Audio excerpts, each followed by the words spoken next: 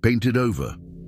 John cupped cold water into his face until his cheeks went numb. The bathroom at the Gable County Records Annex had no windows and no sense of time. It was a rectangle of white tile and a light too clean for the hour.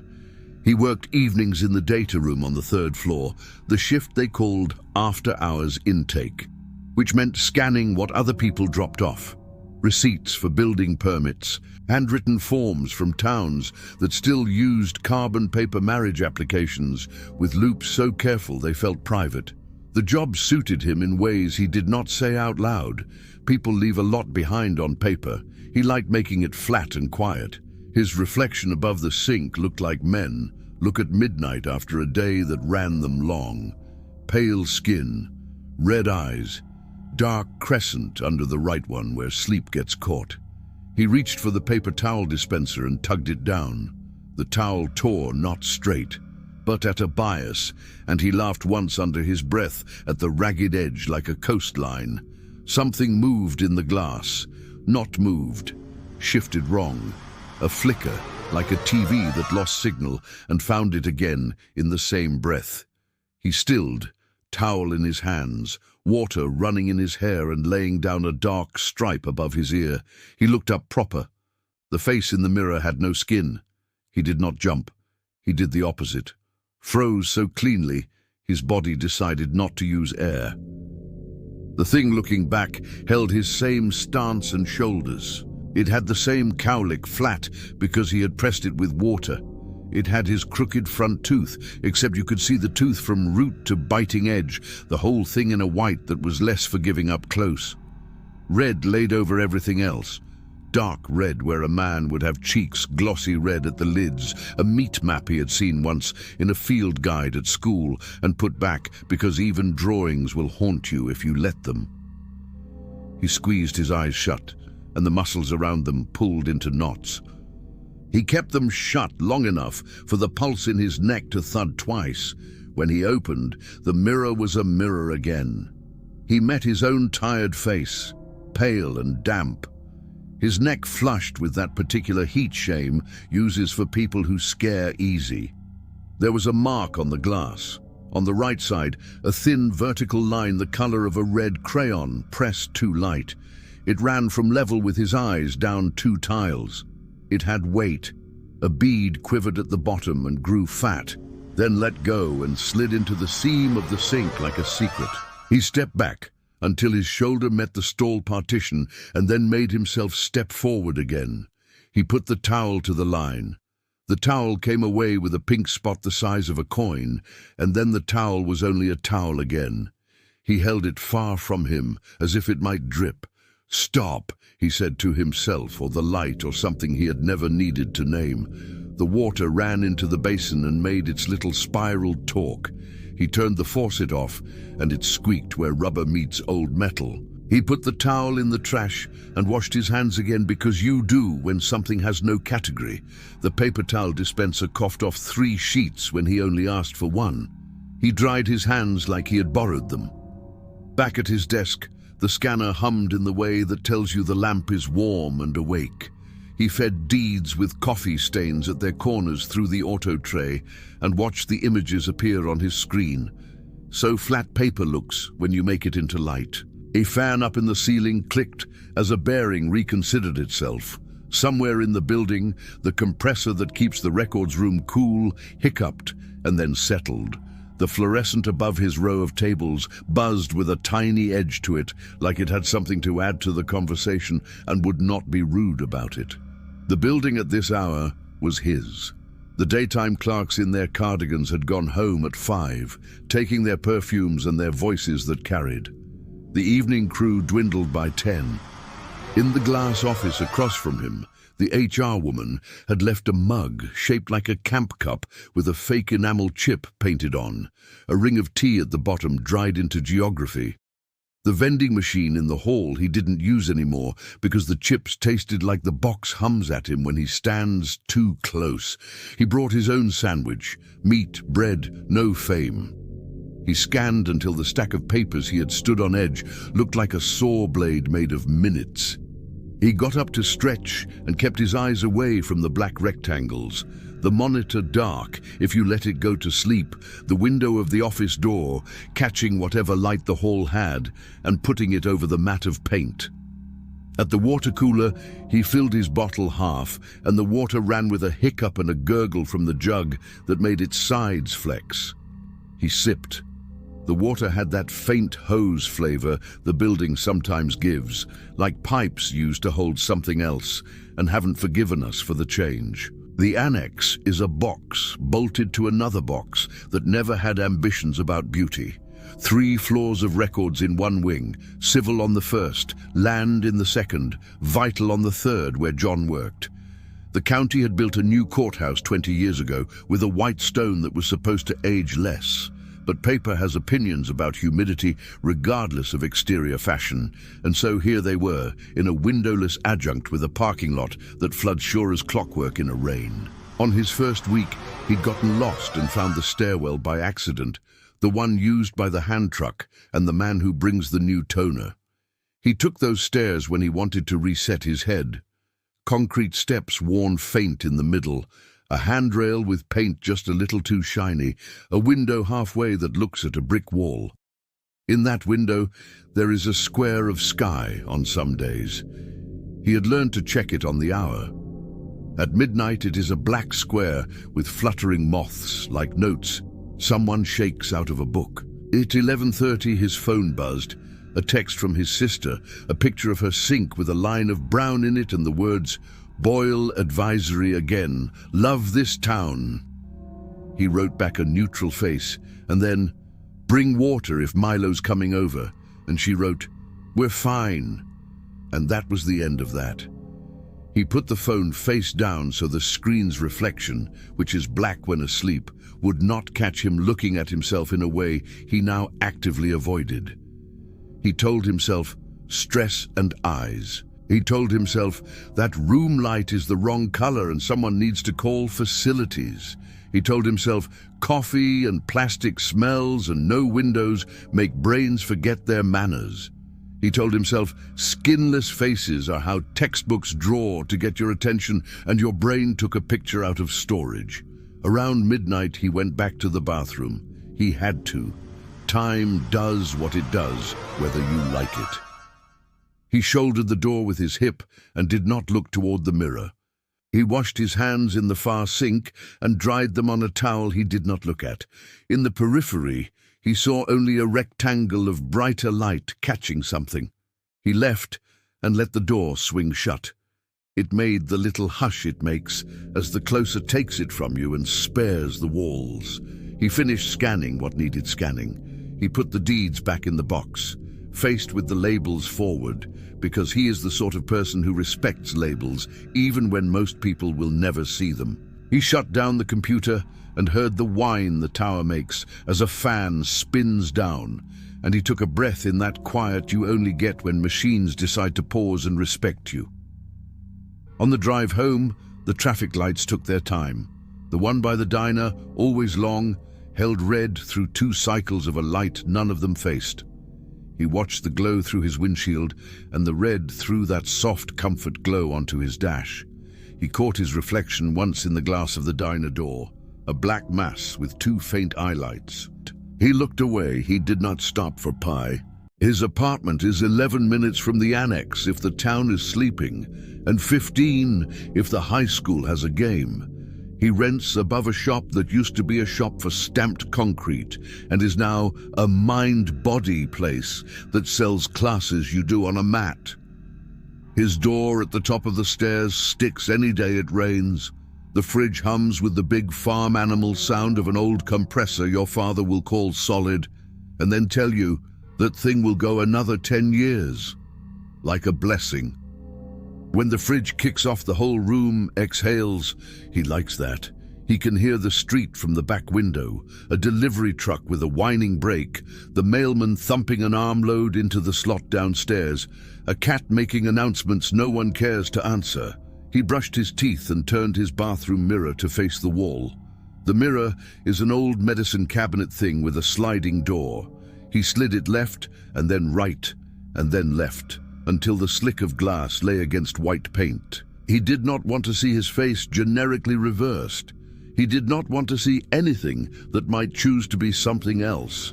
He ate half a sandwich with the fridge hummed for company and half an apple he did not taste.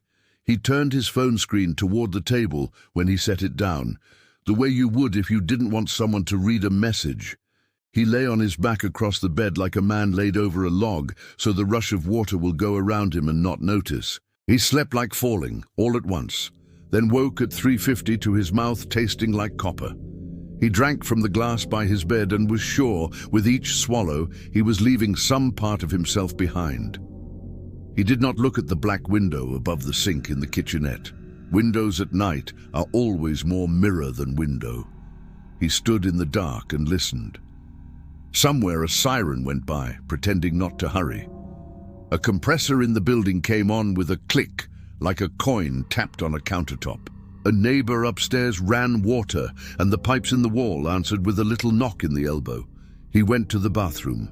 He did not turn the light on. The bulb in there is a spectrum the package calls daylight, but it makes him feel like meat in a display case.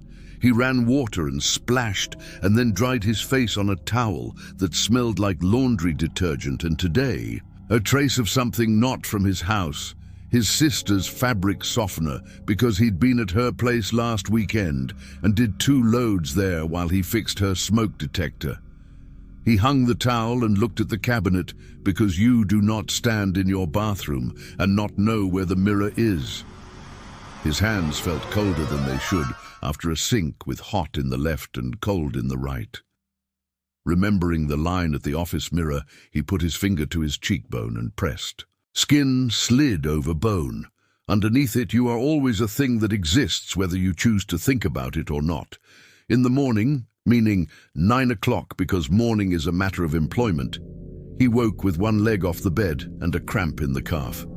He ate cereal out of the mug he uses to eat cereal when the bowls are all litters of their own and the milk had that sweet metallic taste again. He wrote himself a note, "Buy filter," and put it on the fridge with the magnet from the locksmith who changed his sister's door after her ex took the key she had forgotten he kept. He went to work. The badge reader on the annex door made its chirp when he held his card to it. A polite beep-beep that differed from the single beep the clerks get because the building wants to keep tabs on his off-hours presence. The door's motor hummed and then the lock clicked. The lobby smelled like the sprayed-on lemon someone buys in bulk for just this one room. His shoes squeaked once on tile because his soles were still wet from the street. At the security desk, he signed the log with the pen on a chain like a library and wrote the hour and the minute and the letters for his level and room. The guard, Deke tonight, nodded without looking up, because there are men who do their job by making the world glide. The wall-mounted television behind him showed a weather map with arrows that made sense to some, and words in a yellow banner, "Sunset Caution Advisory." Deke's paper cup had a split in it, mended with tape. "Evening," Deke said. "Evening," John said, and carried that one word to the elevator like a coin in a new pocket. On the 3rd floor, he cut across to the break room. The microwave's door, black glass, had a little pucker where someone had cleaned too hard too many times. In its reflection, he saw the room like a funhouse, slightly taller, slightly more lonely. He kept his eyes on the microwave only long enough to stab the 3 with his knuckle for his coffee. He watched steam curl and wanted to be the kind of person who threw out old coffee and made a new pot. He's not that kind, not at midnight. At his desk, he woke the terminal. The login page has a blue and a white so clean he tries not to think about who chose them. He held his badge to the little square on the side that beeps, a beep as impatient as a pigeon, and the screen yielded his world, listing numbers and folder names without romance.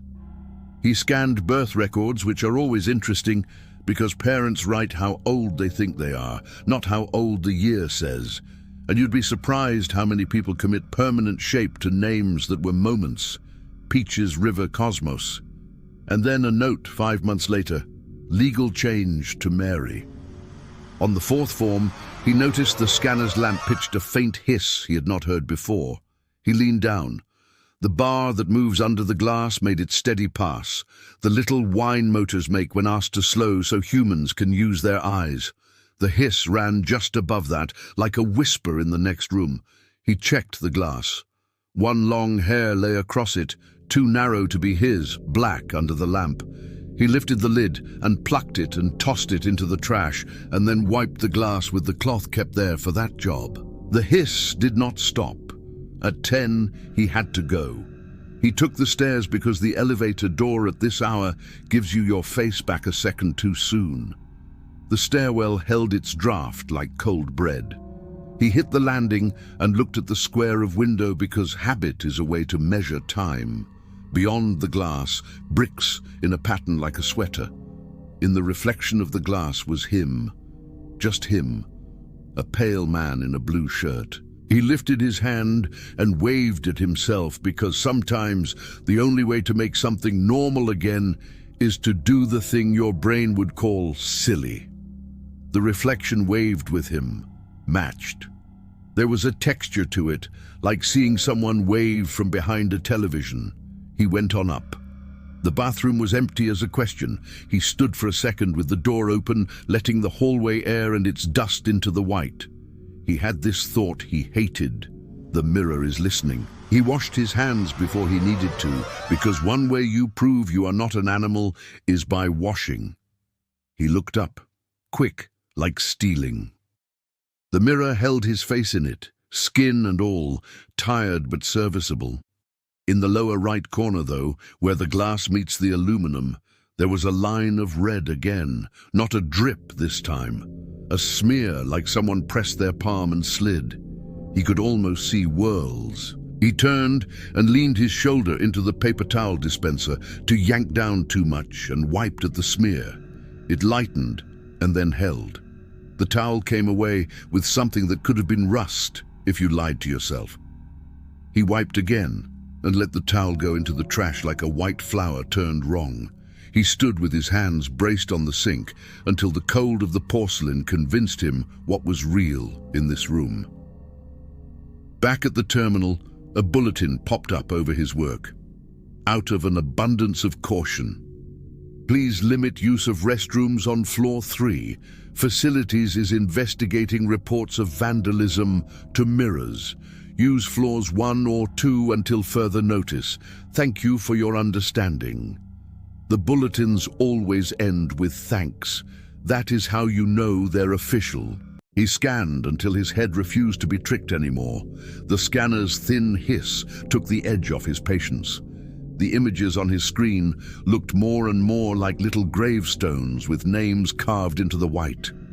He shut the scanner lid, harder than a lid ever deserves, and the hiss didn't stop. He slid the power switch and the lamp went dark, and the hiss rose briefly, like something that wanted to stay, and then went. He went to the break room. He took the mug from the shelf with his name on a piece of tape. The J was worryingly close to a T because someone had torn it the first week and he hadn't fixed it. The water in the tap ran brown at first, then cleared. He watched it long enough to feel contempt for himself. He rinsed the mug and made coffee that did not taste like coffee or like water, but like something that had the lineaments of both slowed down and put on a stage. On the way back, he passed the copy machine that lives by the door to Vital. Its little screen had a sleepy face on it, a default image of a ball in water that makes sense to no one. Someone had left a sheet on the glass. He lifted the lid and his hair rose in a little static as he pressed down and hit the button. The machine did not start at once. It made a noise, small, shy, and he felt the heat of the lamp under his palm before the white swept across. He pulled the page and looked because you must. His hand had printed on the copy, pressed dark in the parts of the palm that know handles and light in the places where we pretend to be gentle. His palm line ran across like a river that does what the county says until a flood year.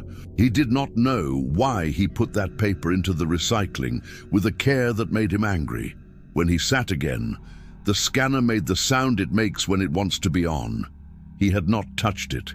He turned it back off and unplugged it, because sometimes you need to decide for a thing that forgetting how to behave is not a plan. He went home slower than normal because the light at the diner stayed red again, and the only other lane had a delivery truck that signaled left and then remembered it meant right. He waited at the crosswalk for no one, because the walk sign said wait anyway. The little white man who tells you when to cross was lit, but somehow he looked like he had too many joints in his elbows. He convinced himself then that sleep would reset it all, and he was not wrong for a while. His sister called him at noon. "Did you get the Boyle advisory?" she said without hello. "I saw the text," he said. "I ran it for 5 minutes and it still came out like tea without courage," she said. "Milo doesn't want to drink. I told him he'd get a headache if he didn't. He told me he has a headache already. I'd like to sell this town." "Water tastes like pennies here in the spring," John said, "because this happens every May, sometimes June, and every time it feels like the first time." "You look tired," she said, which means she is picturing him while she talks and has assigned him a condition that suits her argument. "I'm fine," he said. "Don't go down with the ship for a county manager who doesn't know your name much," she said. "I scanned a paper," he said. "The paper doesn't care. That's the trouble with paper," she said. And then, because she is kinder than she plays, "I've got groceries. Do you want me to leave something on your step? I'm not coming in if you've decided to be a vampire." He laughed and said yes to eggs and coffee, and she said, "Pull the battery in my smoke detector again while you're at it. Because even in a story about water, someone has to remember the fire." He slept in the afternoon and woke with his tongue feeling thick. He went to the sink and turned the faucet. The water did not know what he wanted from it. He let it run, and the pressure hesitated, and then recommitted. And when he filled the glass and held it to his mouth, he smelled a little like metal and like something that had sat too long in a pipe. He sipped. It tasted like the inside of a coin purse from when he was a kid, and they put money in plastic pouches and made children carry them to the book fair, like life is a gentle thing.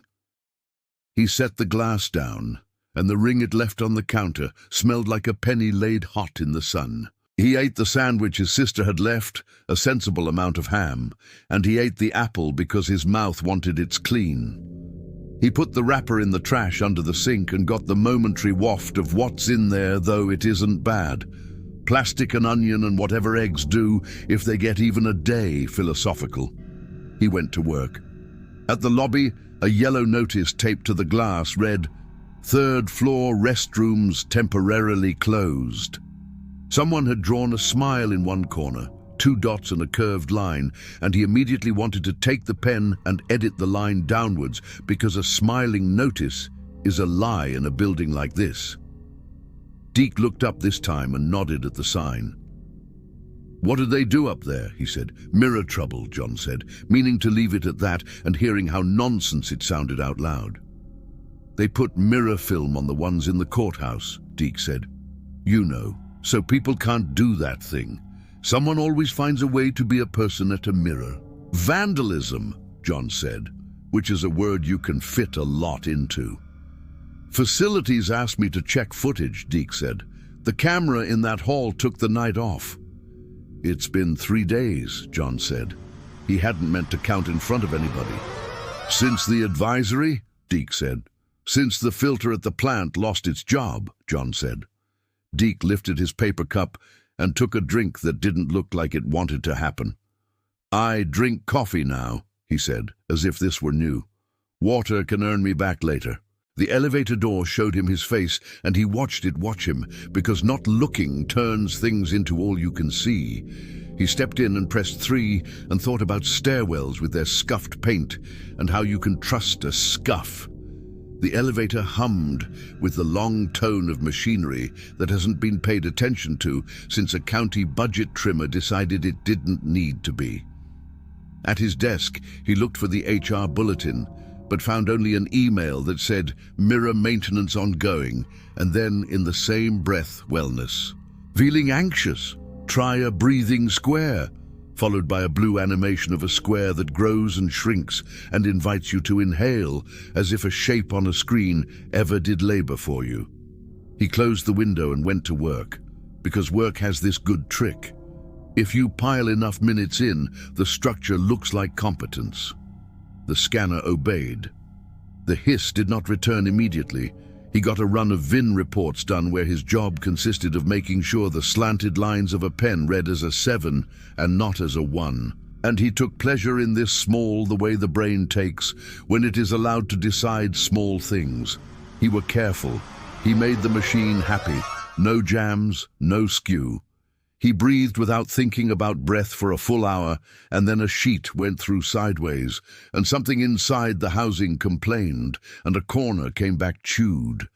He whispered, "Sorry," and felt stupid for it, and then okay, because he would rather be the sort of man who apologizes to a box than the kind who never apologizes to anyone. At 9, his hunger clock said, "You are late." He went to the break room and put his sandwich on a paper plate on the counter, and the plate had little blue flowers printed on it.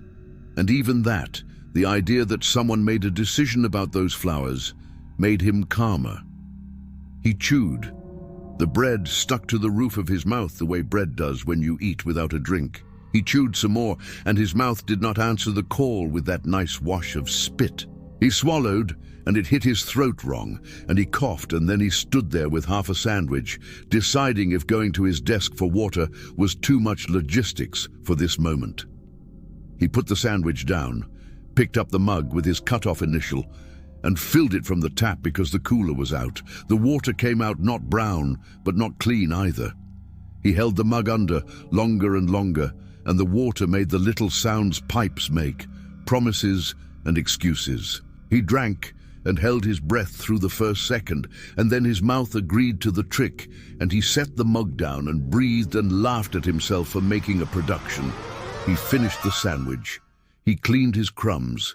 He put his plate in the trash because even though someone wrote compost on the bin with marker, this is not a composting building. On his way back, he stood in the hall and listened to the fluorescent buzz.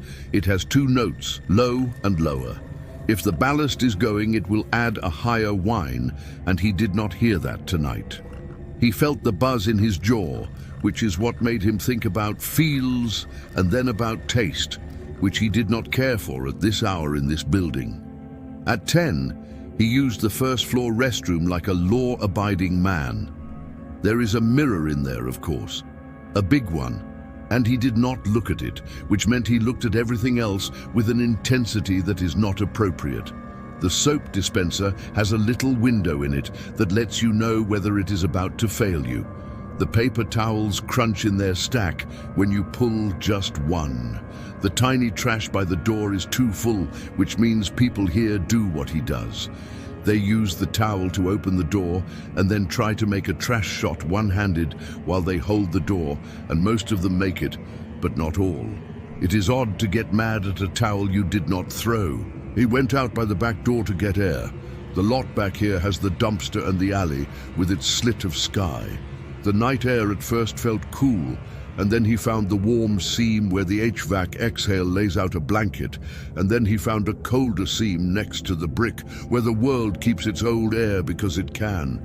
He stood there, letting little bits of temperature teach him where he was. A distant siren made its rise, its steady, its fall, and someone on the avenue honked at nothing, and the horn said, "Precisely, I need you to know I am here." When he went back in through the security door, the badge reader made its beep beep, and the bolt in the door pulled with a sound like a tongue. He stopped for a second to feel how that noise felt in him. He did not like the metaphor. He went on. On the 3rd day after, the bulletin changed. Mirror removal on floor 3 slated for tonight. Please be advised of noise. He read the line twice and thought of rooms without mirrors and felt better.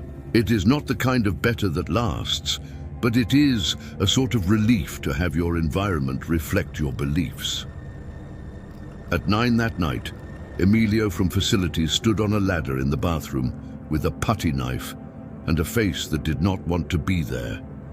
He had his radio clipped to his back pocket, and it glitch-crackled as he shifted. Someone had put blue tape around the mirror's frame to protect the paint. Emilio slid the putty knife under the mirror's corner and wiggled it in an expert way, like he has done this to more things than glass. The mirror made a small scrape as glue gave up. "You heard about why," John said. "Small talk with ladders does not look like flirting with trouble." "Whatever people think it is," Emilio said, "I just take it down. The glue they used in '03 gets like this. It wants to be a part of the wall. Shouldn't be a thing in the wall that wants to be a wall." Emilio pried a little. The mirror pulled off, came forward, and for a second John saw himself in it at an angle in pale segments. And then the mirror came free, and the world loosened. Emilio held it with two hands careful, as you carry a wide sleeping child. He turned and set it against the wall.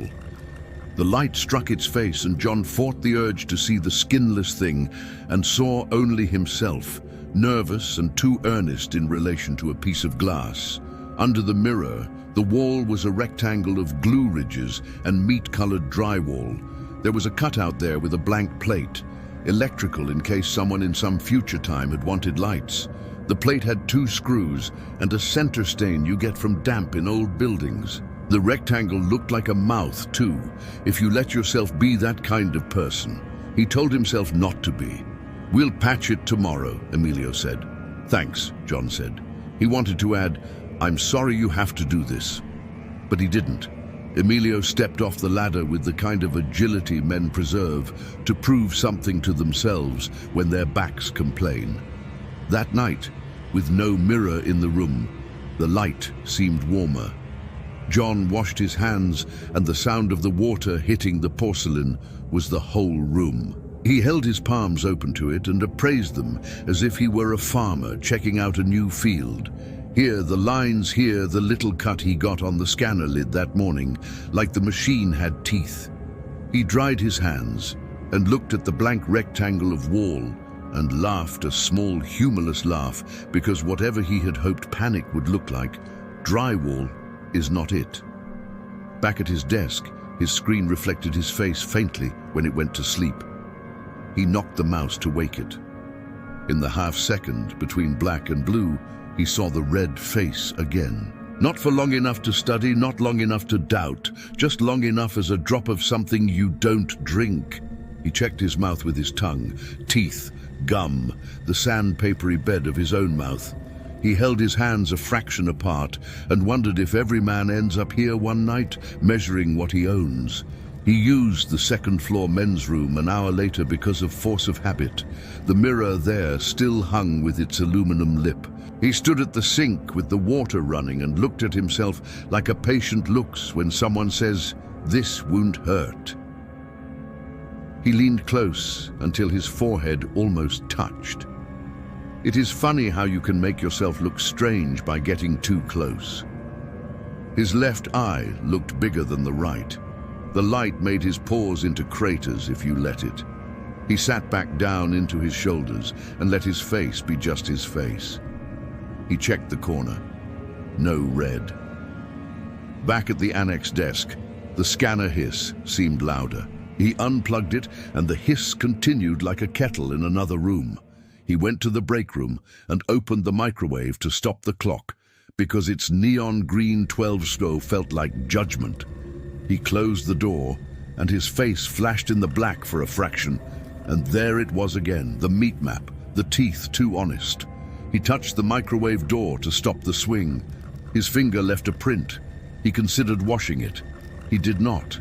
He went downstairs and outside, because weather is one of the only honest things left. The sky over the alley had punched a hole in itself and let a little star through. The star was insistent and far. He set the heel of his shoe against the door so it wouldn't close and held the jamb with his hand, because someone told him once, if you let doors swing, they get to thinking they run the place. The dumpster lid leaned open and shut in the light draft and made a dry knocking sound like bones, or like what bones sound like in a room like this, when the only thing that should make noise is machinery. He counted the knocks because counting makes waiting feel like math. He went back in when the star started to look like an eye. He slept that morning harder than he wanted to. He woke at noon with his mouth dry and his tongue heavy and his heart working too high on his list of tasks. He ate cereal, the kind that has no sugar but has a fake raisin.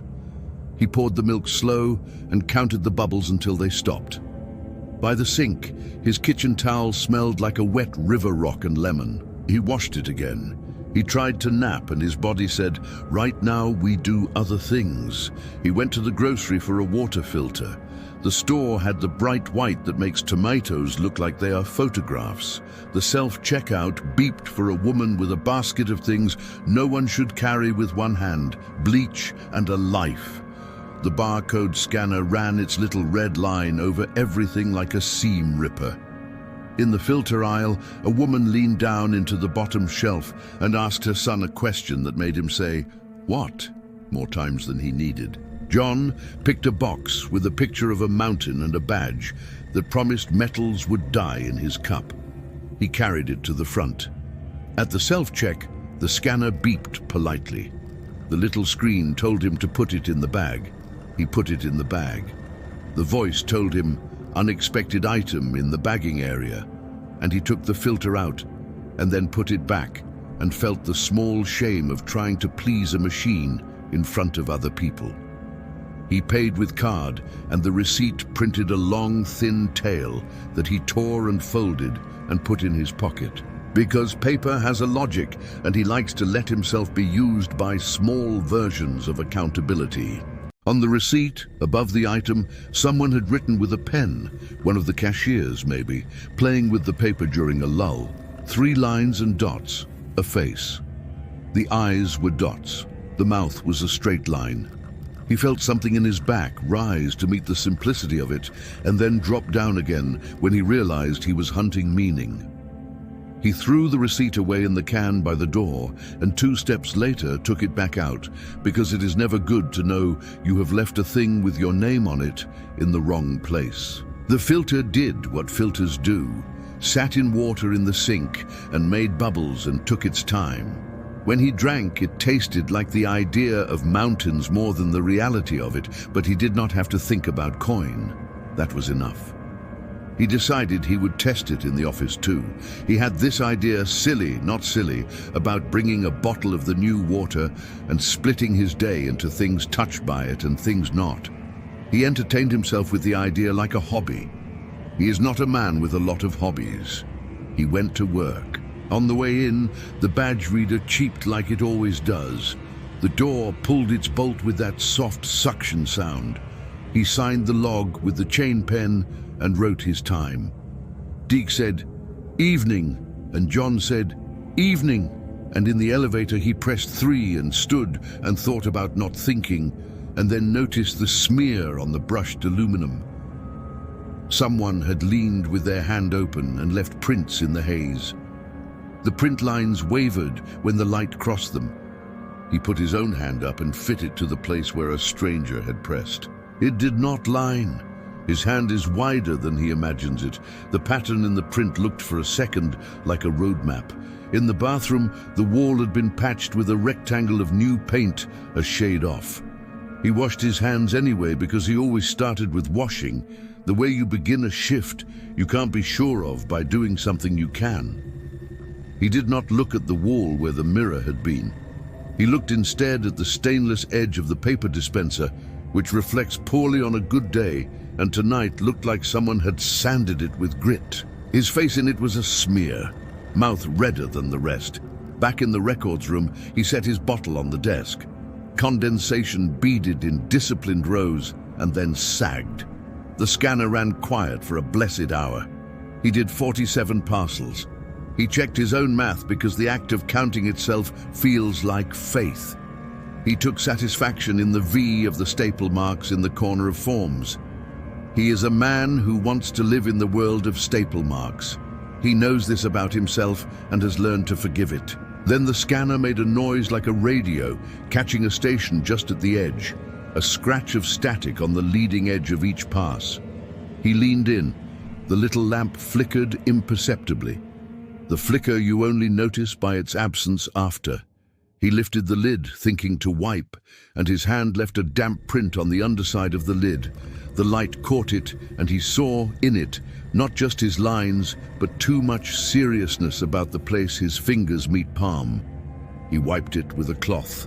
The cloth came away with a faint grey that bothers a person who cleans for the sake of it. He turned off the scanner and put his face down near the glass, the way a man will if he is going to play chicken with something he does not know how to name. He thought, I will put my face here and hold my breath, and it will make an image of me, and then I will look at the image and it will tell me. He is not a scientist, he is a paperman, but he knows how to generate evidence. He pressed his cheek flat to the cold. The glass made a sound, tiny, polite. He slid the drawer where the software sits and hit the button with his thumb. The light bar moved under him. It was brighter from this side. He saw his own face lit like meat. The metaphor he had been avoiding snagged him. He closed his eyes and held his breath and felt the little vibration of a motor below his skin as it went from left to right. He counted in his head, 1, 2, 3, 4. The light crossed his lips, and he had the absurd and true thought, if I open my mouth now, it will know something about me I don't know. He sat up and wheeled back to his keyboard and clicked the scan to open. The image appeared, black around, white where his face had blocked, grey in a smear where his nose had been, because noses never submit. He hit the little sun icon the software uses for more.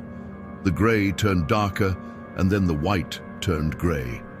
The outlines of his face became negative, void where he had been. In that void, in a way that makes no sense with machines, something edged in. Red, not the color of the lamp, but the color you get when a thing is not a color so much as an instruction. His eye hollowed. His teeth grew like a grin. He clicked back and forth between exposures, and in each one the same problem. He had made a copy of himself, and it contained more. He printed it. He is a man of paper. The printer woke with its fan noise, and the carriage moved back and forth and laid its little lines. The sheet came out with a quiet and a click when it fell onto the tray. He held it by the corners because he was afraid of getting his prints on his prints. The picture looked cheap and frightening. He slid it into the drawer and then pulled it back out because hiding is not a plan. Emilio walked by the door carrying a bucket and did not see John holding his face in his hands, printed. Emilio whistled a melody out of register, and John loved him for making noise at the building. It is like whistling in a basement. The physics are not changed by sound, but the day is. He put the printed face in a manila folder and wrote nothing on it. He put the folder in the bottom drawer because bottom drawers are understood to bear a weight. He went to the stairwell and opened the window with both hands, the 3 inches the building allows for air, and let a draft pretend to be clean. He looked in the glass at the brick and at the square night, and at his reflection, and his reflection's reflection and all the nested versions, and kept looking until the feeling passed, the feeling that the reflection looked away first. On Friday, the advisory changed. The county sent a mail with a banner at the top like a letter from school. Rescindment of boil order. He felt the word rescindment like a pebble in his shoe. His sister texted "You win" for no reason, but he understood. He had told her to wait 1 more day, and she does not like waiting. He turned the tap at home and drank without thinking about metal. It did not taste like mountain, but it did not taste like money. He showered in the morning, and the water lay down on his shoulders in a way that made him desire to be the kind of man who can stand still for 10 minutes without recommending something to himself. He had tied the shower curtain rope too high, and the curtain pulled in and stuck to his calf, and he corrected it with a kick. He looked at the tile and saw nothing, and that in itself was a kind of faith. He wiped the steam off the bathroom mirror without thinking, and then stood there with both hands splayed, and the mirror showing him back. Him, just him, hair damped down like a boy in a photo before the high school dance. The air made a line across the glass at thumb level. The line lightened. He rubbed it with the heel of his hand and felt the moment of catching and then the glide. When he took his hand away, there was a streak the color of a bruise you work on with a towel to convince it to go away. He went to work and felt the building like a man who grew up in a house with a father who made himself big. He avoided the second-floor men's and used the first floor, which smelled like the disinfectant the overnight crew uses, a sweet, false smell that says new in places that will never be. He had to look. He looked. He saw himself. No smear. Back in the room, the scanner had a limp. The lamp flickered just before it committed. It reminded him of a man who has to take a small cough before a sentence he doesn't want to say. He turned it off and on like a person whose only tool is his finger and felt shame for not having more. He got the work done anyway. He scanned the marriage certificates, the ones with 2 women together, that the older forms do not know how to hold the ones with 2 men, the new forms that do. The ones with an age spread so wide you think of your own family, and how certain people say certain things, and you love them while you step to the side of the blast. He scanned without looking at faces in photos, because the resolution never does them justice. He drank water from his bottle, and the taste agreed not to add anything to his mind. At 11:30, he went to the first floor and opened the door to the men's, and the light was out. He stood there, and the dim came from the hall. He went in anyway because no light is not a reason not to need. He washed his hands in the dark because water is water. When he leaned at the faucet, his forehead bumped the mirror lightly and the glass was cold, like the mouth of a pipe. He stepped back and opened the door wider, and the dim from the hall snuck in. He took his phone out and did what you do, turned on the little flashlight. The light hit the mirror and the mirror hit it back. His face, third person by a small LED, looked like a man camping in a strange room. He saw, on the glass, not red this time, but a clear spot at chin height, a circle made by breath. It was not his. He had not breathed at the mirror. He put his palm to his chest and felt his own breath, because that is how you prove it to yourself. And the body, always trying to help, gave him a breath and another, and his hand felt them, and he thanked his body. The circle on the glass faded as he watched. As it faded, a little line of moisture ran down, like the last of something. He left the men's room with a speed you could defend, and then stood in the hall and leaned his head against the cool wall, like a man who has decided to cede the game for a minute. Far down, near the elevator, a woman in a cleaner's shirt rolled a cart with a rattle that sounded like a bag of marbles. She looked up when she saw him, and he looked down, because eye contact would make him tell something, and he is not ready to be a story. He went to the stairwell and stood by the window. The square of night held a cloud like a breath held in a mouth. His reflection looked back, calm, because he decided it would. He lifted his left hand, and the reflection lifted its right. He waved, and they matched. He waited to see who would be impolite. Neither of them was. The night looked as if it would keep its end of the deal, and then didn't. The last stack of the night was death certificates. He does not think about how those come in a stack. He just does the numbers, parents' names, place, underlying, immediate. There is a space where the pen of a person writes so small you think of the body in that bed getting smaller as a habit. He scanned without reading, like a man who would rather put all his respect into the evenness of margins. He could not help one. He left the scanner's lid open between sheets so the light flared onto the ceiling and made the room look like slow lightning.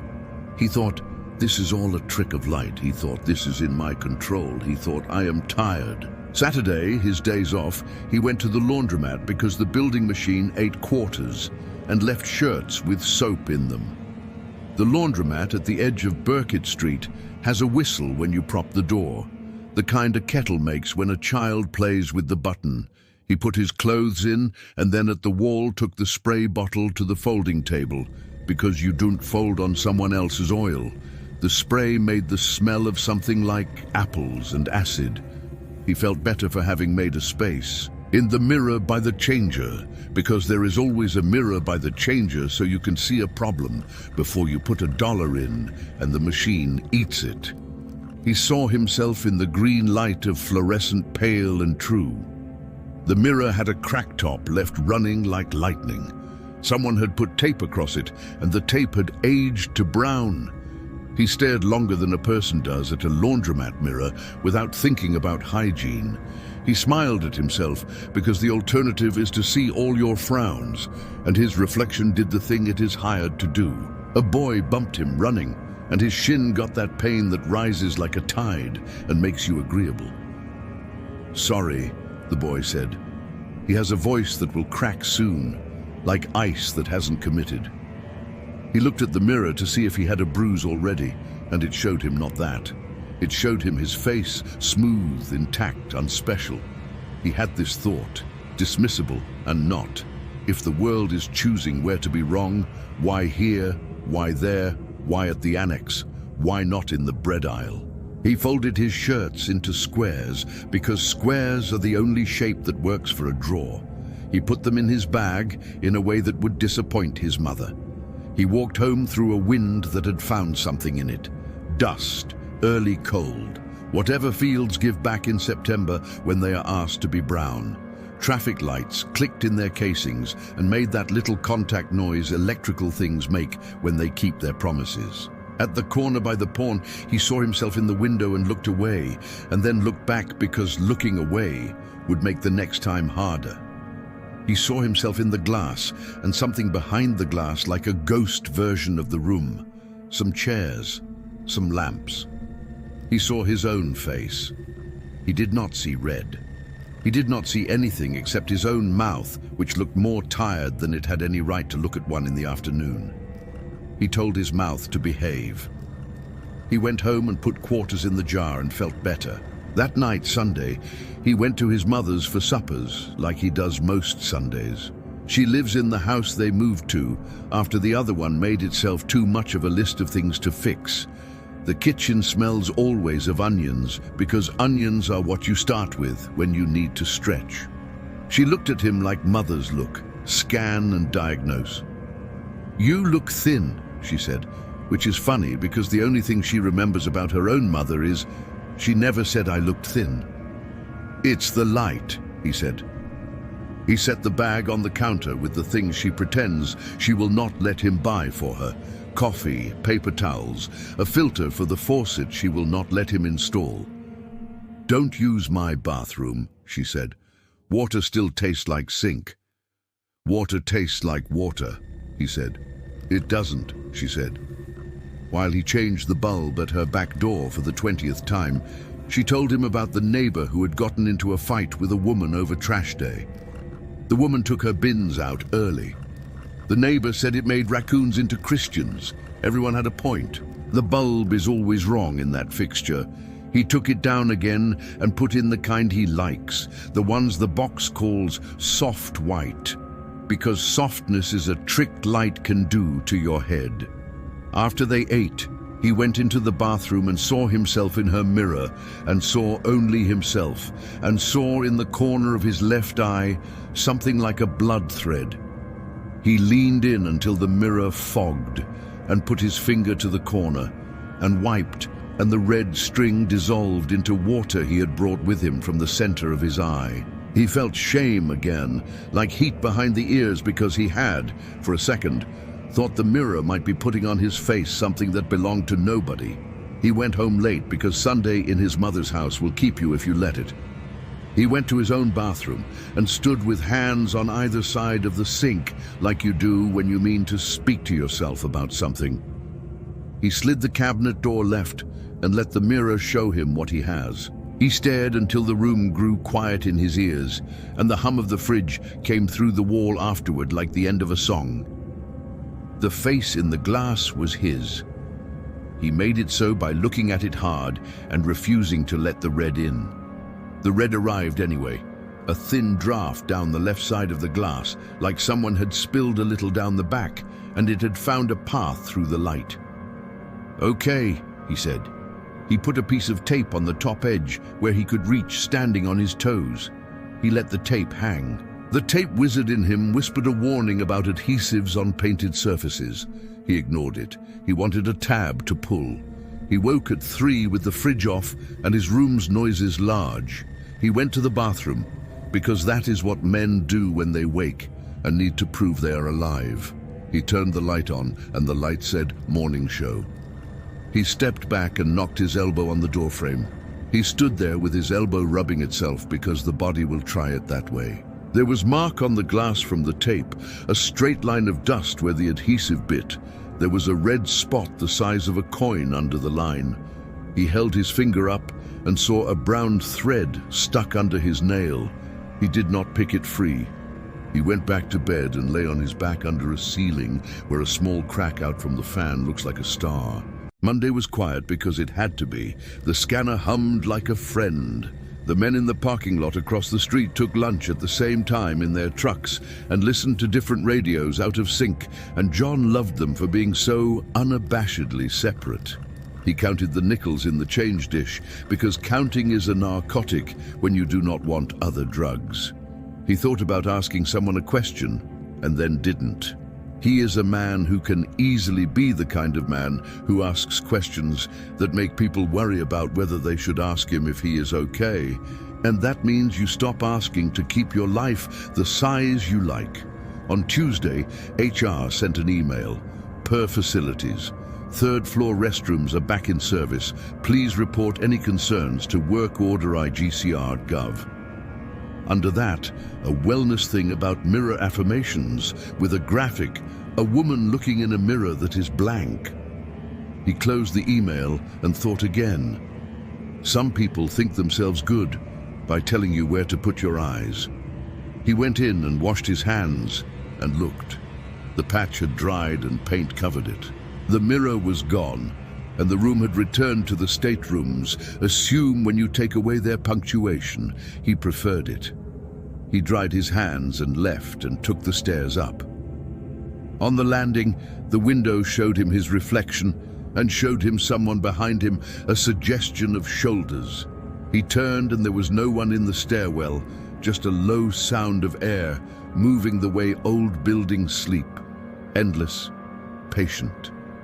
He looked back at the window and his reflection was alone again and holding the handrail in the same place his real hand held it. He squeezed the rail hard because to feel metal at the same time as you see it is a kind of test. Wednesday.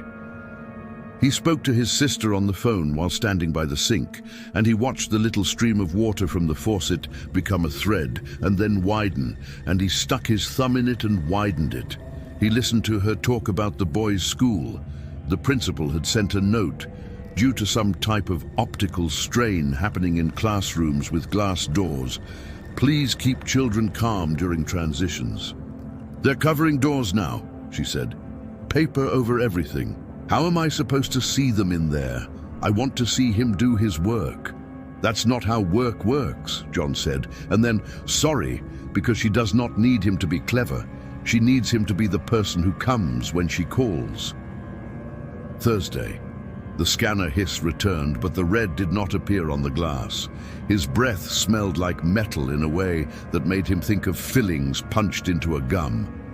He ate, and it tasted like eating for show. He drank water, and the taste was quiet. He worked.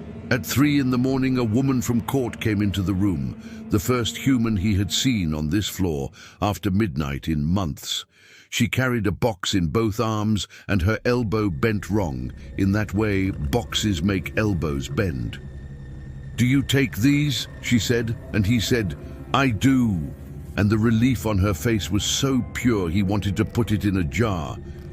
"They scared me upstairs," she said, and he said, "I'm sorry," and then did not ask who they were because asking would make him into the kind of man he doesn't trust at this hour with other people's weird. She left, and her shoes squeaked the same way his do. He waited to take a breath until the elevator door closed and the room resumed its assigned noises. Friday night. He stopped in the men's on the 3rd floor without thinking, because the body arranges itself around building geography, and you forget your new rules. He washed his hands and looked at the patch and admired the smallness of the job.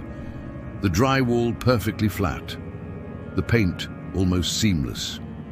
In the middle, where a mirror had been, now only wall. In the matte paint, you can sometimes see your shape, and tonight he saw a shape that looked like his, if he allowed his shoulders to go where they are told to go, forward. He rested his palms on the counter, and the thought came, the mirror has not stopped existing because they took the glass off. He straightened. He left. He decided to test a different thing because doing nothing is a way of making something else happen. He took his phone into the stairwell and put it on selfie camera because if you are going to dignify some speculation, you might as well collect it respectable. The screen showed him his face, too smooth, the way phone cameras refuse texture because they think youth is all you want. He blinked. The blink happened at the same time on the screen, slaved. He turned his head. The camera turned with him, obedient. He lowered the screen and glanced at the window. The window showed him and the camera both. The me in the window blinked slightly late. He lifted the phone to catch it, and in that time the window's me had turned its eyes to the phone first. He put the phone in his pocket and gripped the rail and smiled once too wide at the glass. The glass had nothing to say back except what it has always said. He threw up in the men's room on the first floor because sometimes a body insists you make the decision someone else failed to make earlier. He rinsed the sink and then sprayed with the bottle of general purpose because he is the kind of man who will not leave a mess for men he doesn't know to talk about with a straight face. He put a paper towel over the place where the throat splash had hit and then took it back off because who needs that? He went to his car and sat with his hands on the wheel like the other men do when they have to remind themselves which part of the world is them and which part is steel. He counted to 40 and then stopped for no reason other than the number seemed self-sufficient. He went back inside. He got through the night like a day watchman in a ship counting rivets. Saturday, day off again, but days off are a myth, and labor crosses the line between one day and the next without showing its badge. He went to the hardware store and bought window film that promises to reduce glare and protect furniture. And the clerk told him the two kinds of people who buy it are old men and people with new babies. He smiled and said he was the second kind, and the clerk did not smile. He bought a squeegee because it felt like a purchase a man who solves things would make. At home, he put film on the kitchen window until the world went grayish and sold itself to him as calm. He put film on the bathroom cabinet mirror, and when he finished, the air bubbles rode there like little planets, and he slid them to the corners and thought, physics behaves even when senses lie. He went to his sister's to fix her door. She handed him a towel at the sink that smelled like dryer sheets, and he dried the plate he'd washed and set it on the counter and watched the water bead and thought, this is how you know water returned to being water. It beads correctly. At her table, the boy did math and sucked his lip and made the sounds children make when they believe the numbers are personal. The boy looked over and said, Uncle John, why do I see my eyes when I close my eyes? And John's sister looked like what she'd really asked is he okay? And John said, those are rods and cones concluding business. And she said, thank you. Because she preferred the answer sounded like he had asked a doctor, even though he had not. Sunday night at the annex, Brady from second floor waved at him like men wave to other men they know just enough, 2 fingers downwards off the steering wheel. They say the color's different on the park, Brady said, meaning Greenleaf Square across the back street. At night, my wife says the fountains run pink. I told her it's the light, but she says no. I told her it's those LED bulbs. They make fish look weird, and they make teenagers weird too. She says no. I wouldn't drink out of a fountain, John said. He stood with one hand on the badge reader and one on the handle, because that is what men do to be at doors. You see those mirror stories, Brady said. Guy in Ware says his bathroom mirror told him he had something in his eye. He didn't. Then he did. The internet is funny. Don't look, John said. It came out as advice to a man who had not asked. Can't avoid glass, Brady said. His hand reflexively patted his phone in his pocket, and they both realized the extent of their religious practice and laughed, one short one each. The stairs felt warmer. The handrail's paint had softened a fraction. The window in the landing threw back his face correctly, and this itself was cause for a breath he did not know he had been holding. The record room waited with its stack that grows by a respectable little, and its fluorescent, whose hum is a flirting that never commits. He worked hard for 2 hours. His hands did. His eyes did not set down their vigilance. He kept them off any reflective surface and found that left him little to look at except paper, and paper he could live with.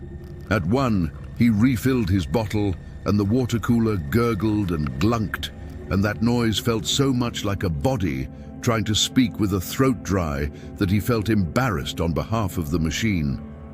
He stood at the window in the stair and listened to a siren cross the town, and then another two-tone, the kind the volunteer firemen run. The second one fell quiet faster than the first.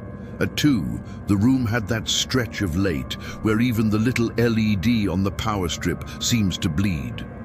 He rubbed his eyes with the heel of his hands and saw the cut-out stars the brain likes to put over your view.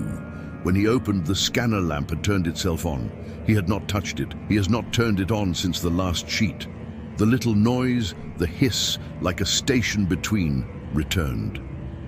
He put his face near the glass because enough times doing the thing frankly might cure it. He did not put it on the glass.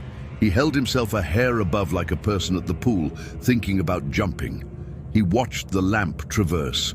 He saw his nose as a thin sediment line. He saw his eye turn into a shape. He saw no red.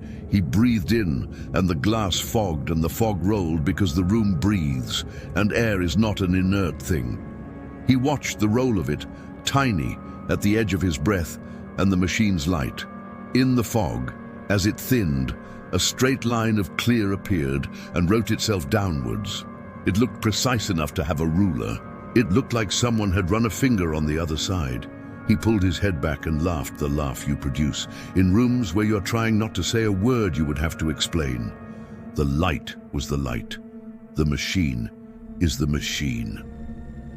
He got through the stack and went home with the printed face still in the manila and the knowledge that the day will keep moving whether he watches it or not. He put the manila on top of the fridge because the magnet made him ashamed, and the fridge's top is for mail and mail-shaped things and regret letters from the county. He slept with the fan on because air moving is always a little promise. He woke at 4 to a sound in the kitchen, like a single card being slid slowly over a table. He lay there and listened. The fridge had kicked off, and the room was not making a lot of noise, and that made the single sound have more space. He got up. He let his feet find the floor, because this is a way to remind the body where you put it. He went to the kitchen, and the shadows were all where he had left them, and the top of the fridge looked like the top of a fridge. The manila lay where he had set it down. The edge of it hung a little over the lip. He pushed it back, signifying nothing. He drank water and hated it less. He stood by the sink and thought, stupidly tender, that water will keep trying even if the rest of this doesn't. He fell asleep in the chair because the chair does that to people who are tired. He woke at 7 and dressed and went to work, and he did his job like a man in a basement with a good broom. He could point to the day he stopped believing he could ignore it. The email said, out of an abundance of caution, remove or cover hand mirrors from workstations. It included a small picture of a hand mirror with a circle and a slash. He had not known the building had a policy about hand mirrors. He did not know they existed. He carried his coffee to the break room, and there on the bulletin board, someone had pinned a printout from the county with words from the health department. Some residents have reported ocular strain, headaches and nausea in connection with certain reflective surfaces under specific lighting conditions. Though we haven't isolated a cause, we encourage residents to minimize direct contact with mirrors and other reflective surfaces after sunset. The phrase, "we haven't isolated a cause," ended him of any hope that there is a cause. He does not want there to be one. A cause could be fixed. He wants nothing so nothing can end. He went back to his room and looked at the manila and pulled the print and set it on the scanner and ran it. The scanner made the sound and the lamp did its route, and the machine gave him back a copy of a copy. Still, his face pressed to glass, but the new one had picked up the little line that had happened on the scanner glass without telling him. The line rode from eyebrow to cheek in this new version, like it had always been there. He touched his own eyebrow. He did not feel a line. He touched the scanner glass. He felt nothing. He looked at his finger. A thread red rode his fingerprint like it had borrowed the grooves. He wiped it this time on his pants and immediately disliked the thing he had done to his pants. He went to the men's on the 3rd floor because the door was right there and because you can be brave about certain rooms and fool yourself the rest of the way. The wall was wall.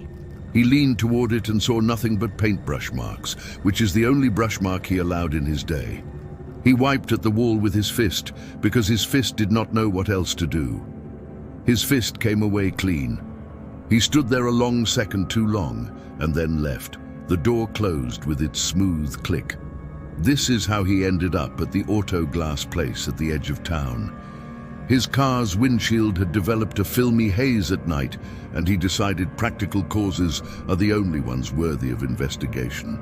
The man behind the counter had a beard that made his face look divided. He said, "Anti-glare," and John said, "Whatever stops the naming," and the man said, "We can do a coat," and John said yes, because paying someone who knows what they are doing is a way to feel your place in the world again. He sat in the plastic chair and drank the coffee from the man's machine, and it tasted like a machine, and then he looked at the glass wall between the waiting room and the shop and saw his face with all the fluorescent drilling into it, and did not sit there, got up and went outside, where the hose water the men used to rinse each new job cut a slick, bright path down the asphalt and made a smell that is summer and coins. He stood there and pretended the ground was not telling him stories. When they were finished, the man said, "Night'll be better," and he wanted to buy the phrase from him and keep it for his pocket. He drove back down Grey Street, and the trees made their soft hush above the car, and the light fell through and made patterns on the dash that could pretend any meaning they wanted to, and he let them all. He walked into the annex and signed the log and said, "Evening," to Deke, and the door beeped and the door pulled its latch. He went to the 3rd floor. In the men's on that floor, he opened the door and turned on the light and stared at wall and thought he'd make a joke with himself, wind up ugly about drywall and its temper. And then he saw a small print on the paint. A child's hand or a small hand pressed there and slid, leaving a shape he saw not because of dirt, but because the paint had a different sheen now, where a skin had touched it. A duller line in a mat like a snail has gone through chalk. He set his palm to it and found it was cooler than the wall. He took his hand away and his hand had fogged the wall where it had been. The fog thinned and he saw, layered, his fog evaporating, and under it, the hand mark that didn't, and under that, the brush stroke someone used in this room to make wall look like wall. He said, "Okay." He stopped talking to himself. He stopped spending words out loud. Thursday, he carried the manila to the dumpster in the alley behind the annex. He set it there like it belonged and tossed 2 flattened boxes over it because he believed weight would make what was in it less. He went back inside, and the room did not celebrate this decision. He slept. He woke to the same fridge. Friday night, the county sent a reverse 911 call in a voice that wants to be your friend. Residents are advised to limit mirror exposure after dark until more is known. Our hotline is staffed. He listened to it and then saw the light stutter on his ceiling from a truck outside and thought about a mistake that could be made if someone's face inside a truck in a mirror inside a garage tried to become a gate. He went to work and did the paper and did his best. The day it took its turn did not look different in the morning. It looked like 8 minutes late and a coffee not good, and a road with 4 holes in it between here and there that someone had put in to remind your shocks you had shocks. He got to the glass door and beeped his badge and had to beep it twice because the yellow light stayed yellow too long. Deke said, "New system does that. The county makes deals." And John said, "This too," and the 2 men left it alone. In the room, the scanner stayed off when it was asked to stay off. He made the images he needed. He set the forms back in their boxes. He wrote the right numbers. He closed the right drawers. He went to the stair to get air. The window in there showed him his square of the world, and him, and behind him a second him, but he knew the trick of nested reflections, right? He lifted his hand, and both lifted. He stepped left, and the second him stepped with him. The bell in the courthouse 2 blocks over rang the hour with that old iron sound that is more about the air than about metal hitting metal. He put his hand on the window frame, and the paint stuck for a second to his palm, where it is not quite dry or has learned to collect oil. He looked at his handprint in that place and thought, "A good man cleans that later." At 2 in the morning, he used the bathroom he had not used since the handprint. He set his hand on the blank wall, and it felt like wall. He leaned in, and something inside the wall spoke. A soft slide, like someone put their fingers in honey and then put those fingers on tile to make sure of a point. He backed away, hung a paper towel on the hook someone had put near the door, and then went to the sink and washed his hands again, like washing would prove to the room a thing about him the room doubted. He reached for the towel and dried his face, and when he looked up, he saw the wall behind him in the reflection of the stainless of the towel dispenser. Not supposed to be reflective, that metal, but there are lies everywhere. And in that blurry reflection, a red mark moved down and to the left like a string lowering itself. He did not step back. He took a breath, and his breath did a fog on the metal and erased the red as the red went behind the fog. When it cleared, the metal showed his hand up, like a man making his oath. He put both hands on the counter and bent until the top of his head nearly touched it, and he felt his own pulse in his eyes, and let that be the only thing now. He went to the stair and opened the window and put his head in the square of outside air. He kept it there until the back of his neck told him he was not going to fall. He breathed the alley. He breathed the brick. He breathed the night. At 7, Delia from property tax came up early for her 9 because her car had a thing, and she wanted the spot behind the annex where there is shade. She is the one who brings carrots in a baggie to eat when she needs a crunch that isn't potato. She said, "You look like you've been worrying with your forehead." And John smiled and said, "Staples," which to people here always makes small sense. At 9, the county sent a man to take a statement. The man wore a shirt with a badge on it. Not police, but something that wants to be policed to paper. He said, "We've had reports of vandalism."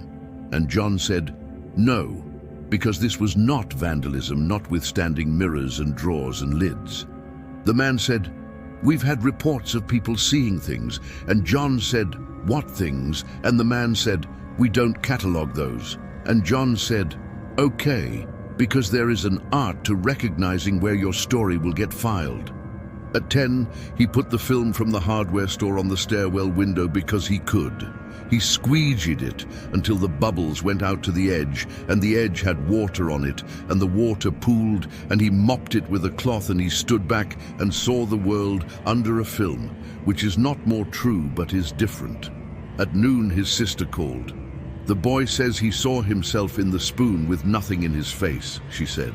She tried to say it like it was a child's joke, and her voice did not take to it. He said, "Everyone sees that once, then the brain stops letting you at it." And she said, "I put the spoons in the drawer." And he said, "You are a good mother." And she said, "I am not." And he said, "You are." And they moved on to something they could hold. He came back that night, because that is what he does. The badge reader beeped correctly. The door let him in. The elevator did not show his face because he looked at his shoes. The hall lights did not flicker. The room had its hum. The scanner had a hiss sometimes in it where it shouldn't. He sat and he did the work. At 2:40, the thing in the wall behind the patch woke up, and there is no reason to say it that way, and there is no other way. It made a sound he had heard once when the building's big chiller released a pressure all at once through the wrong valve, a sigh that learned to be language. He stood. He went to the room. He put his hand out and touched the paint at head height. It was cooler. He held it there. There is a trick your fingers do when you let them. They decide to feel their own feeling.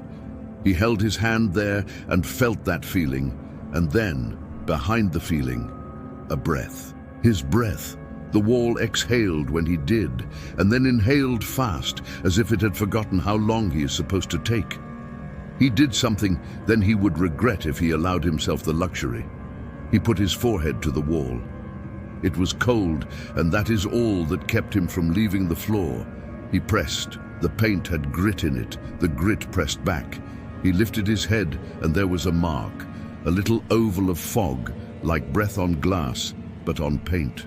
It thinned slowly. As it thinned, a line of clear appeared down the center. Then a red line came under it, precise as a surveyor. It ran a slow inch, and then stopped with a bead. The bead did not fall. He stood. He did not touch it. He went back to his desk and sat in the chair and did nothing for a full minute, and then he set his hands back on the paper and he worked. At dawn, he left the building because it had occurred to him he may not be the person you want in a building when you want that building not to have legend. He drove slowly past the park and saw no pink in the fountain because the fountain had been shut off because the city knows how to save. He went under the light that is always longer than you need and sat with the engine hum in his bones. He went home and sat in his kitchen and sat, because sometimes the thing you do is hold a place. He went to the bathroom and slid the cabinet right and put the mirror back over the cabinet mouth and looked and did not breathe with his mouth open. And the face was his, and the face was red, and the face did not understand how to be both. He took the tape tab in his fingers and pulled, and the tape came away with a slow train of sound, and he felt one hair go with it. He put the tape on the counter and thought, there's a scene in a movie where a man solves this, and it can never be me. He pressed both hands to the sink. He leaned in, he looked at his eyes and refused to look away. He put his right hand up to his cheek in the mirror, and his right hand in the room lagged and then crossed, and that felt like an earthquake in a small town. He set his hand down and then tried again, and the mirror did what mirrors are hired for, and he fell in love with mirrors again, because they knew the job. The red remained a ghost above his skin on glass. He set his finger to the glass and drew a line. The line was clearer than the fog. It looked like a line on a map that means boundary. He breathed. The line turned red because of a reason he is not a person to find. He wrote his name in the fog because doing that is what children at glass do, and he has become as child as he is able. He lifted his finger and the letters wrote themselves one more stroke after he had left off. He stepped back. The towel on its hook had a drop. He wiped his hands because not wiping your hands creates a moral that has nothing to do with mirrors. He sat on the edge of the tub like men do when they are about to begin crying and do not. He did not cry. He is not a man who cannot. He is a man who will sooner fall asleep. He slept a couple hours and dreamed of lines. Crosswalk lines, crease lines, palm lines, the line painters make when they walk backward with a machine. He woke with his jaw sore. He shaved. He nicked himself under the chin because you only do that when you are a child or when you are sick. He put a square of toilet paper to it and watched the square go pink and then red and then dry. He went downstairs with his trash, and the woman in the mind-body place had her door propped and a hose out and was washing the sidewalk down because when the world does funny things, you wash the piece you own. He nodded. She said, "They say cover your mirrors. I covered mine. It made the light worse. It made it better." He said nothing. He did his job. He did not carry the manila around anymore. He had thrown it away. He did not go to the third-floor bathroom because paint has edges and edges of responsibility, and he wanted none. He used the first floor. He drank water. He made forms into pixels. He put pixels into boxes. He wrote the right digits in the right corner. It is not a form of worship, but it feels like prayer, the silence with rules. One night, not unlike any other, he stayed a little late because he wanted to make sure he had not left a thing undone that might become a legend. He stood in the stairwell window and looked at his face. He placed his hand on the frame and felt wood. He breathed and watched himself breathe. He laughed, and his reflection did. He looked toward the elevator because the elevator never comes immediately when you are at night and the building wants you to know the building has control.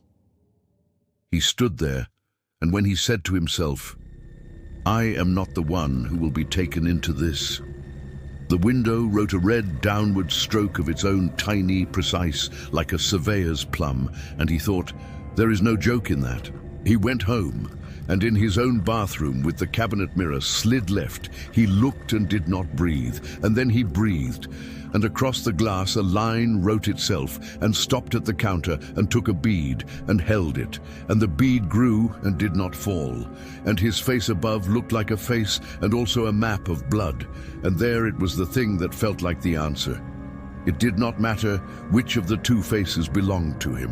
He put his hand on the mirror, and the glass was cool, and he put his other hand on his jaw and felt heat, and the two temperatures existed in him like two songs in a car at a stoplight with the windows down. He stood there until the room had nothing else to tell him. He went into his kitchen and put his mug on the counter, and the mug sat, and the counter held, and the fridge kicked on, and in its hum was the most ordinary mercy he had felt in months. He keeps going to work. He keeps his badge. The door beeps, the door pulls, the scanner hisses when it wants, the fluorescent buzzes, the compressor clicks. The little beep of the barcode scanner on the copier sings out when the shipping slips go through. He stands at the stairwell window on the hour and looks at the brick square and his face in it and waits not for a thing to happen, but for himself to be trustworthy for a minute in a world you cannot control. He drinks water, and it tastes fine and it tastes wrong, and sometimes both. And he eats sandwiches, and sometimes he does not. And he knows when he does not, he is making himself a man who can go into his Sunday life and not scare anyone. The county sent a last advisory that begins with, "We will never be able to account for every report," and ends with, "We appreciate your patience." After that, nothing official. People tape paper over their mirrors out of habit and then peel the paper off because the tape sometimes takes paint. People tell their children that looking too long is as rude as staring. People begin to talk about something else. The boy asks him if he will come to his class for career day because he wants to tell his friends his uncle is a person whose work is not visible, and that feels to John like both a small insult and the best thing you can aspire to. In the annex, the third-floor men's room has a wall that is a wall. The rectangle of newly painted-over paint no longer shows its outline in the good light. If you put your hand on it, you will find it is sometimes cooler than the rest, and the cool will be the size of a handprint and the shape of a forehead. And if you keep your palm there, you might feel in your own bones a little. Give that does not belong to you. He will not show you where the handprint is. He will not take you to the stairwell window. He will not say where he threw away the manila. He is the kind of man who does not want his story to become the one that is used when people in coffee shops need to scare themselves. He stands at the sink with the towel and he washes his hands slow, deliberate, the water running in that familiar way, and the drain singing the little silver note it sings, and he dries his hands and puts the towel back in its place, and he goes and he scans and he breathes the breathing the building will do if he does not. And at night he turns his mirrors around, and in the morning he lets them look at him. Some mornings the face in the glass is nothing but his, tired and human, a portrait. Some mornings, there is a thin red line down the left rail, and he nods to it because he is a man who nods to small realities. He leaves the house. He descends the stairwell. The street shows him himself in the window of the place that sells classes on mats. A man with his hands in his pockets, a back not great, but not broken, a mouth set not to tell a story you would not believe. He crosses at the light when it is time. He walks to his job. He takes the stairs. He keeps the paper moving. He learns to live beside the thing that will not let him prove which side of a piece of glass he belongs to. If this story lands with you, please like the video, subscribe, and share it with someone who enjoys quiet literary horror. Comments are open. Tell me your favorite image or line.